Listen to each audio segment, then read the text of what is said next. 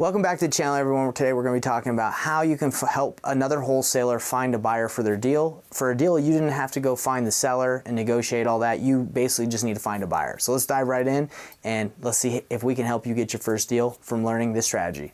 Before we dive into this video, let me talk to you guys about my free Facebook group. It's called Painless Flipping, P-A-Y-N-E, list Painless Flipping. Just go to Facebook, join it. It's a free community. We got free resources. We want to help you succeed and we want to help you network with other investors in your market around the United States. So it doesn't matter where you're at. I'm sure there's someone in there that you can network with and meet up. So guys, let's talk about this video.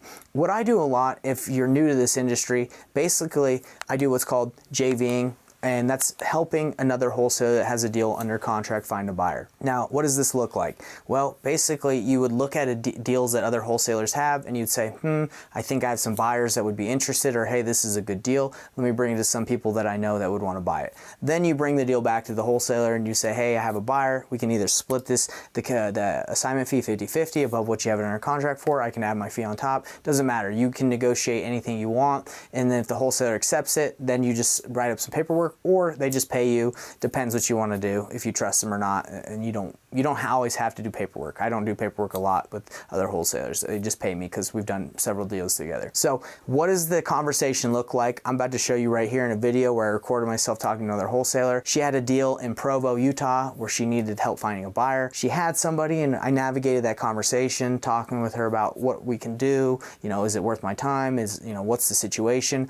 This is how you talk with a wholesaler. You're just open and transparent and you try to find out what's going on. So let's dive into this call and see what you can learn from it and how you can negotiate and navigate the situation with wholesalers when you're trying to bring buyers to their deals. Let's dive in. Hey, Amber, how's it going?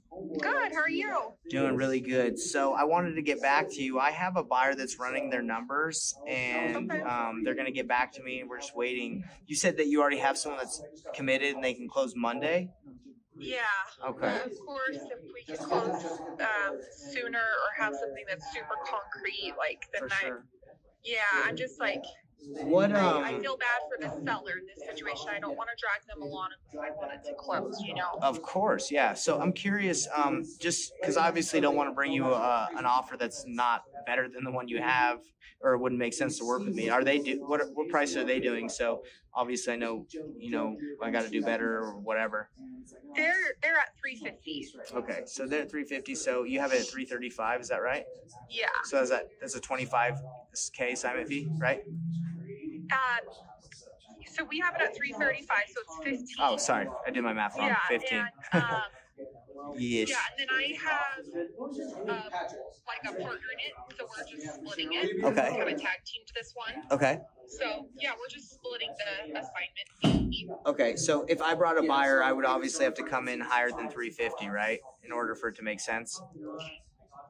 Yeah, or at, if they could close sooner. But okay. Yeah, they could come in a little higher than 350. And then if you wanted to add whatever, like if you wanted to take a bird dog fee or whatever, Gotcha. You could add that on. Yeah. Okay. But I think the numbers are there, honestly. Like, it's close. It's close to like a 70 cent. I think that the ARV could push, like there's comps that support like high fives, right, even 6, but this one is on a main road. It's not a busy main road, but it is a more main road than the comps are on. So my buyers, every buyer's going to try and beat you up, and a lot of them are like, oh, I just don't see the comp at 570. So it just really depends who's looking. Totally. My buyer, and I get it because I'm conservative. Like when I look for myself, of course, especially in Provo right now because the prices have kind of changed a lot recently.